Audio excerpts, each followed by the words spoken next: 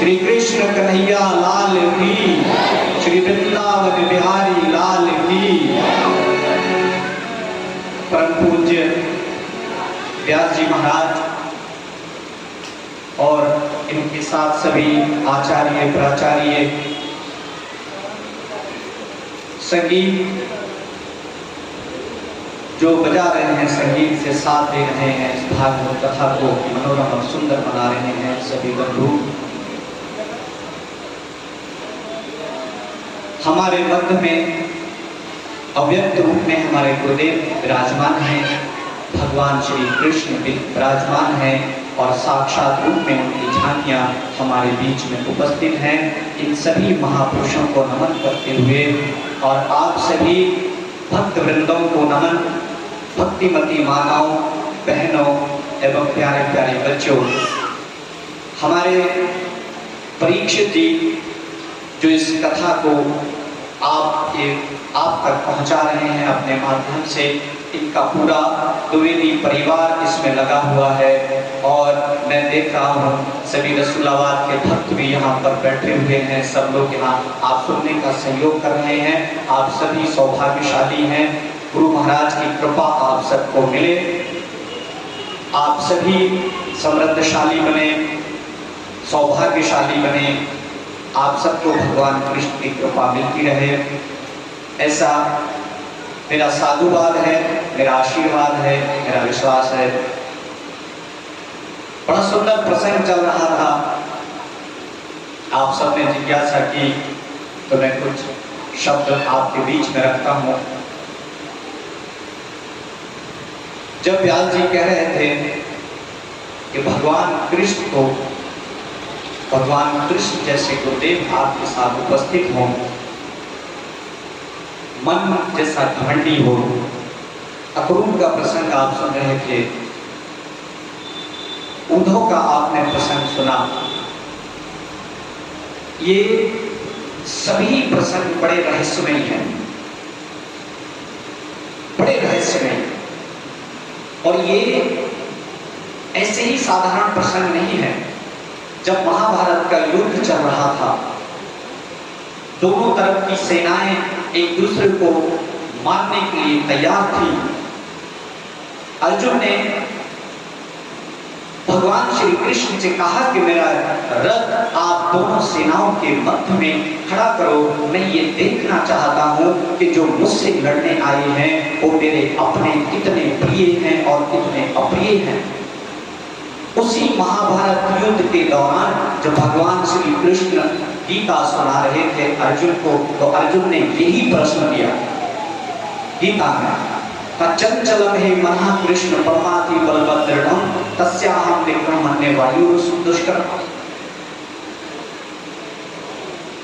कि चंचलम हे मनः कृष्ण, जिसका प्रसंग आज व्यास जी सुना रहे थे, अर्जुन कहते हैं भगवान से कि आप इस युद्ध भूमि में ध्यान करने की बात कर रहे हो और ये मन इतना चंचल है जैसे कि हवा को अपनी मुट्ठी में बंद कर लेने जैसा। ये कार्य है, दुस्साहस कार्य है, दुर्लभ कार्य है। और आप इस मन को यहाँ जैसा घमंडी बताया, बिल्कुल उससे भी कहीं अर्जुन व्याख्या कर रहे हैं कि इतना चंचल। कभी आपने अपनी मुट्ठी में हवा को पकड़ के देखा, अनुभव किया? कभी आप कर सकते हो ऐसा? उतना ही चंचल मन है। लेकिन भगवान कृष्ण बड़ा मनोरम मृदुल उत्तर देते हैं। शायद पूरी पृथ्वी पर किसी ग्रंथ में इससे अच्छा उत्तर हो ही नहीं सकता। हम केवल गीता पढ़ते हैं और उसको ढूंढते नहीं हैं। मेरा हमेशा ये फोकस रहता है अपने जीवन का कि आप जितना पढ़ते हैं कुछ अंश अपने जीवन में अवश्य उतारें। जब अर्जुन ने कहा कि चंचलम हे मनः कृष्ण परमाति बलभद्रम तस्याहं विक्रमण्य वायुः दुष्करः, भगवान कहते हैं असंशयम महाबाहु, असंशय कोई संशय नहीं, असंशयम महाबाहु मनोर्दुर्निग्रहं चलम अभ्यासेन तु कौन्तेय वैराग्येन च क्रियते। यही दो शब्द समझने वाले हैं जो आपके जीवन में भी काम देंगे। जैसे मैंने फर्स्ट दिन आपको बताया था कि अभ्यास करो भगवान का नाम लेने का, क्योंकि ये इतना सरल काम नहीं है। पूरी दोनों जन की बातचीत चल रही है तो भगवान कहते हैं कि असंशय है, देयर इज नो डाउट, कोई संशय नहीं है कि अर्जुन तुम जो बात कह रहे हो वो बिल्कुल सही है। बट क्या है? असंशय महाबाहु मनोर्दुर्निग्रहं चलम, मन इतना चंचल है कि इसको निग्रह करना, रोकना बड़ा मुश्किल है। इसी बात को महर्षि पतंजलि ने अपने शब्दों में योग दर्शन में कहा, अभ्यासेन वैराग्याभ्याम अनिरोधः। अभ्यास और वैराग्य से इसको रोका जा सकता है। लेकिन इसके विपरीत प्रैक्टिकल बात भगवान कृष्ण कह रहे हैं कि आपको क्या समझना है। असंशयम महाबाहु मनोर्दुर्निग्रहं चलम अभ्यासेन तु कौन्तेय। अभ्यास कर, किस चीज का अभ्यास कर? अभ्यासेन तु कौन्तेय वैराग्येन च क्रियते। कौन सा वैराग्य और कौन सा अभ्यास? मेरे जैसे कपड़े पहनकर यहाँ संन्यास ले लेने का नाम वैराग्य नहीं है। किस चीज को वैराग्य अभ्यास करने को कह रहे हैं भगवान कृष्ण? तेरा कुछ भी नहीं है, तू तो निमित्त मात्र है, तू केवल युद्ध कर, तू केवल अपना कर्म कर और जो कुछ भी है सब मुझे समर्पित कर दे। भगवान यही संदेश दे रहे हैं आपको कि आप जो कुछ भी अपना कार्य करें, आपको जो कुछ मिला हुआ है, पति अच्छा है ईश्वर का धन्यवाद करो, पुत्र अच्छा है ईश्वर का धन्यवाद करो, सास और ननद अच्छी है तो ईश्वर का धन्यवाद करो। ये अभ्यास करो रोज धन्यवाद करने का। उठते ही जैसे हमारे यहाँ परंपराएं हैं कि हम पृथ्वी को प्रणाम करते हैं, तो ऐसे ही आप सबसे पहले पृथ्वी को प्रणाम करें और धन्यवाद करें ईश्वर का जो कुछ आपके पास अच्छा है। देखिए दुख सबके साथ, संसार में कोई ऐसा मनुष्य नहीं है जिसके साथ दुख नहीं है। आप उस दुख में भी परमात्मा का स्मरण रखें, अपने कार्यों का स्मरण रखें। सबको जिसने आपके जीवन में जो भी अच्छा कार्य योगदान दिया है उसका हमेशा धन्यवाद करें, उसके प्रति कृतज्ञ रहें, उसके प्रति ऋणी रहें, चाहे वो पृथ्वी ही क्यों ना हो। आप देखते हैं कि पृथ्वी में आप एक अन्ना डालते हो, वो हजारों दाने देती है। क्या माताएं और बहनें बैठी हैं, मैं इनसे पूछ सकता हूँ, आप बता सकते हैं कि आपके स्तनों में जब आप बच्चे को जन्म देते हैं दूध कौन लाता है? और उस दूध में सारे के सारे मिनरल और विटामिन वो होते हैं जो किसी डॉक्टर के पास नहीं। डॉक्टर खुद कहते हैं कि 6 महीने बच्चे को माँ का दूध पिलाओ। आपको नहीं मालूम है ये प्रक्रिया अनवरत चल रही है। आपको नहीं मालूम है कि स्तनों में दूध कैसे आता है। आपको ये भी नहीं पता, थोड़ा कष्ट होता है जब जन्म के समय और जब आप बच्चे को जन्म देते हैं और जैसे उसका चेहरा देखते हैं, वो माँ इस पृथ्वी की सबसे सौभाग्यशाली माँ होती है। जब अपने बच्चे को जन्म देकर उसका मुख देख लेती है तो उसका सारा कष्ट भूल जाती है, सीने से लगा लेती है तो उसको लगता है कि हृदय जो है वो गदगद हो गया, पूरी पृथ्वी को निछावर कर देती है, सारे कष्ट निछावर कर देती है। वो माँ उस ईश्वर को धन्यवाद देती है। आप सोचिए ये सारी प्रक्रिया अनवरत चल रही है तो क्या आप थैंक्स भी नहीं कर सकते? आप आभार व्यक्त भी नहीं कर सकते उसका? बहुत सारे लोग ऐसे हैं, कोई पृथ्वी का एक भी व्यक्ति आपको ऐसा नहीं मिलेगा जिसको कोई दुख ना हो। आप ईश्वर से अपना नाता जोड़े, किसी भी प्रकार का भाई जोड़े, मित्र बनाए, आप जो बना। बहुत सारे ऐसे प्रसंग हैं, समय कब है, मैं एक प्रसंग आपको सुनाता हूँ कि आपको पता लगेगा कि ईश्वर आपका कार्य कैसे करते हैं। आपने स्वामी राम तीर्थ का नाम सुना होगा, ये बहुत पुरानी बात नहीं है। स्वामी राम तीर्थ जब बंटवारा नहीं हुआ था उस समय उन्होंने गणित में फर्स्ट क्लास एमए किया था। उन्हें लाहौर यूनिवर्सिटी में नौकरी मिली थी। वो भगवान कृष्ण को मित्र मानते थे और उन्होंने अपना एक नाम रख रखा था गोलचंद। और वो केवल हृदय से आभार व्यक्त करते थे और गोलचंद ही कहते थे। यूनिवर्सिटी में उनका रिकॉर्ड था कि वो कभी लेट नहीं जाते थे, तांगे का प्रयोग नहीं करते थे, क्योंकि उनका मानना था कि तांगे में घोड़ा चले। आप लोग देख रहे हो तांगे किसी ने भी, जो घोड़े वो बोलते जो जानवर से खींचे जाते हैं वो उनका प्रयोग नहीं करते थे, इसलिए इसे कष्ट होता होगा। वो हमेशा पैदल जाते थे या कोई और दूसरा इंजन का कोई वाहन उसका प्रयोग करते थे।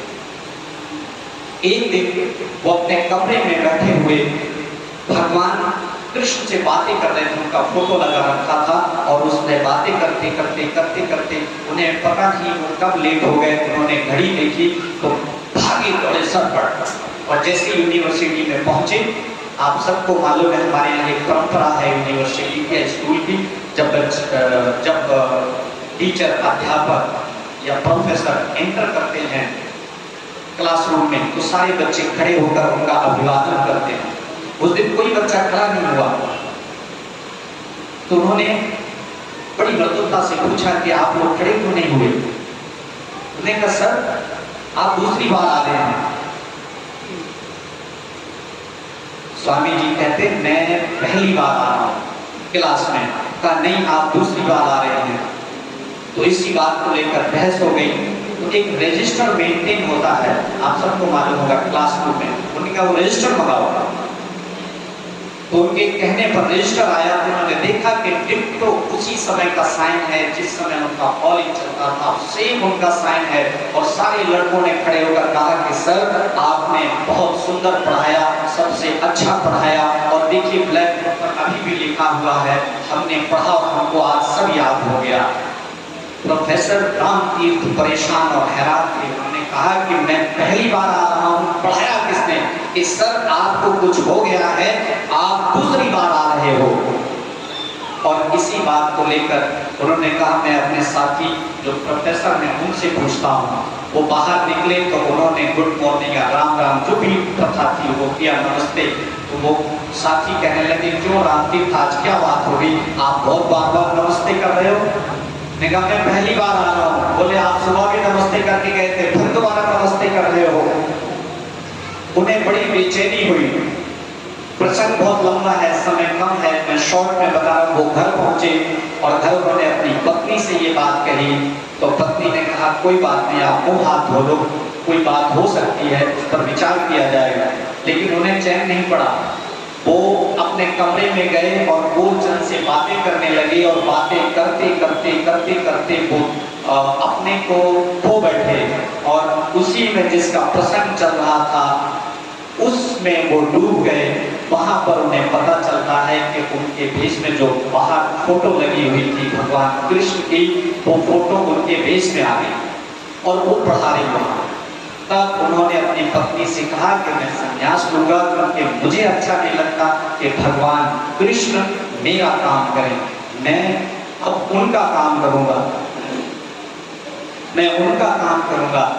तो मैं आपको इस प्रसंग से यही कहना चाहता हूं कि आप अगर भगवान को याद रखेंगे, हर उस व्यक्ति के किए हुए कार्यों के प्रति कृतज्ञ रहेंगे, ईश्वर आपकी झोली, आपका घर समृद्धशाली बनेगा, आपका घर अन्न धन से परिपूर्ण होगा। कहां से होगा ये आपको भी नहीं पता है, कोई नहीं जानता है इसमें किस तरह से होगा, कैसे होगा, ये तो उनकी ही अपार माया है। आप केवल उनके प्रति कृतज्ञ बने और समर्पित भाव से अपना कार्य करें। भगवान कहते हैं कि रिजल्ट मुझ पर छोड़ दो, आप उन पर रिजल्ट छोड़ करके। इसी के ऊपर कवियों ने बड़ा सुंदर लिखा, कहते हैं कि मायूस ना हो, मायूस ना हो अगर तुझे मुश्किलों ने घेरा है, मायूस ना हो अगर तुझे मुश्किलों ने घेरा है, चिराग वहां जलते हैं जहां अंधेरा है। ना हो मायूस अगर तुझे मुश्किलों ने घेरा है, चिराग वहीं जलते हैं जहां अंधेरा है। जलाए रख अपने हिम्मत की मशाल को, जलाए रख अपने हिम्मत की मशाल को। क्या कभी ऐसा हुआ है कि अंधेरों ने रोका सवेरा है? क्या ऐसा कभी हुआ है कि अंधेरों ने रोका सवेरा है? अंधेरे से मतलब है कि कोई भी मुसीबत सदा नहीं रहती है। आप भी अपने मन में दृढ़ निश्चय और दृढ़ विश्वास रखें कि आज ये मुसीबत है, आज ये अंधेरा है, तो कल सवेरा भी होगा, जिसे कोई नहीं रोक सकता है, यहाँ तक कि ईश्वर भी नहीं रोक सकते हैं। क्यों? क्योंकि उन्हीं की सृष्टि है, चक्र चल रहा है। इस चक्र में आप जिस तरह से अपना काम करेंगे, आपका प्रारब्ध सामने आएगा, आपका किया हुआ कर्म आपके सामने आ जाएगा और उसी से आपको सुख और दुख मिलेगा और उसी से आगे आपका प्रारब्ध बनेगा, उसी के आगे आपका कर्म बनेगा। पिघल जाते हैं पत्थर भी खुलूस और प्यार के आगे, कुछ ऐसा कर गुजर जज्बा, झुके दुनिया तेरे किरदार के आगे, झुके दुनिया तेरे किरदार के आगे। आप सभी का बहुत बहुत धन्यवाद, बहुत बहुत आभार। और मैं व्यास जी को साधुवाद देता हूँ। मैं सरस्वती माँ से प्रार्थना करूँगा कि इनके कंठ पर इसी तरह विराजमान रहें। बहुत सुंदर इन्होंने प्रसंग सुनाया और आप सभी ने मुझे बड़े ध्यान से सुना। बस मैं ये आशा रखता हूँ कि अपने जीवन में थोड़ा भी जरूर उतारे, राम कहे और राम कहावे, दोनों का फल आप ही पावे। कलयुग केवल नाम कधारा, सुमिर सुमिर नर उतर नहीं पारा। प्रेम से बोली श्री सद्गुरु महाराज की। प्रेम से पूज्य श्री श्री स्वामी ब्रह्मचारी जी महाराज की।